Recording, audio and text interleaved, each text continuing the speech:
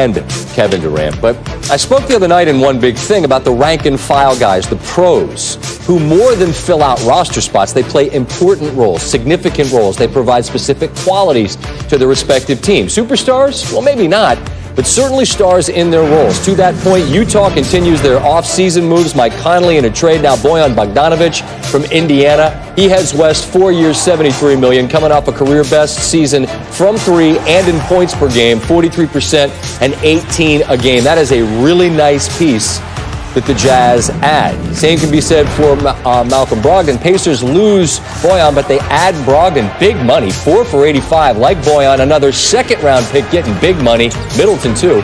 A former Rookie of the Year. He's coming off career highs in points per game and three-point shooting as well. An important cog for the Bucks. Tough loss for them. Bucks, as we mentioned earlier, did keep Chris Middleton for big money, and they keep Brook Lopez as well. 4 for 52. They were the NBA's winningest team this year.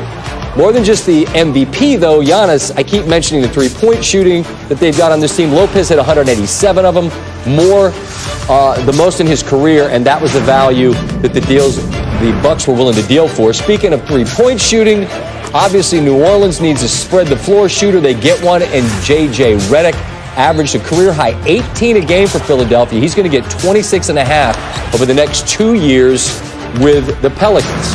2 years and $25 million for Trevor Ariza to join the Sacramento Kings. It'll be his 8th team, but I think this 34-year-old vet is a really nice addition to a very young Sacramento team. Kings took a jump forward last season, but as they continue to try to climb to becoming a top 8 team in the West, a vet like Ariza is a nice ingredient.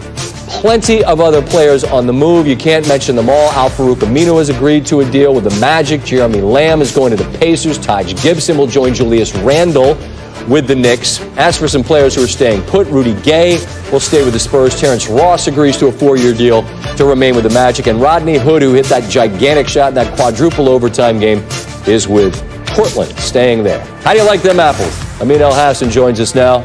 I turned the wrong way. It happens. Thanks for taking the time, man. There's so much going on here, and I think it's worthwhile to just take a breath. You know, you guys are on the jump for hours here, and we're talking about moves and money and who got what. Who do you like? A team that you say, I really like who they added. Well, Scott, there are 3 teams that I thought really took a leap forward today. New Orleans, obviously, as you mentioned, adding J.J. Redick as a shooter. Indiana, adding Brogdon to what, when Oladipo comes back, could be the best defensive backcourt in the league. But I thought Utah really helped themselves with Bojan Bogdanovic. You talk about a team that had struggled at that power forward position to find a guy who really spread the court. And Bogdanovic isn't your typical 4. He's really more of a 3. But in today's NBA, we're seeing a lot more 4-out formations out there. So he can go out there, he can guard 3s, he can guard 4s, he can shoot the ball. As we can see, he can put it on the floor and finish. And then, of course, it didn't happen today, but Mike Conley. Scott, if Mike Conley played in the Eastern Conference, he'd be a 4- or 5-time All-Star by now.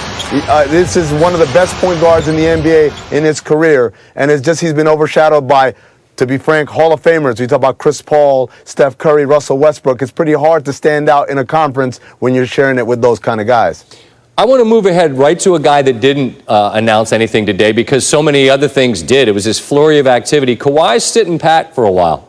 Don't know if he'll take meetings or not. Look, he's a guy that, as we know, he's on his own schedule. But he's a gigantic domino. And if it goes for a few days, and these teams are waiting, the Clips, the Lakers, et cetera, are waiting, and you got this cash, but guys are gone. Like, how big an impact is it if you wait and then don't get him? Well, this is a big deal, particularly for the Lakers, because they don't have anyone on their roster. Right now, it's just Anthony Davis, LeBron James, and Kyle Kuzma. And so what's ended up happening here is while you're waiting for Kawhi to make a decision, the alternative for the Lakers would be to take that $32-some-odd million and spread it around and get 3 or 4 really solid vets. The problem is all of these guys are going off the board. I mean, you just mentioned so many of the names in that little rundown before I came on. When you talk about Terrence Ross, when you talk about Bogdanovic, obviously, you talk about Al-Farouq Aminu. These are all the kind of guys that would really fit in well if they divvied up that money if they can't get Kawhi Leonard. No one is arguing that he's worth the wait. Of course he's worth the wait. The problem is if he doesn't come, then what do? Because now you've got a bunch of money and really all the marquee free agents who are those role players, who are the rank and file. They're off the board already because you can't expect those kind of guys to wait around when someone is offering them a good amount of money. And that's why I said the other night, those rank and file guys are such a significant part of this. We're obsessed with the stars, but those rank and file guys are important. You're a star, Amin. Appreciate you, man. Thanks for the time. No problem.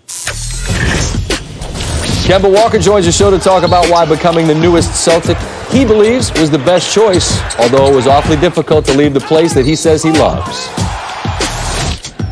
And the folks overseas should know that it's not always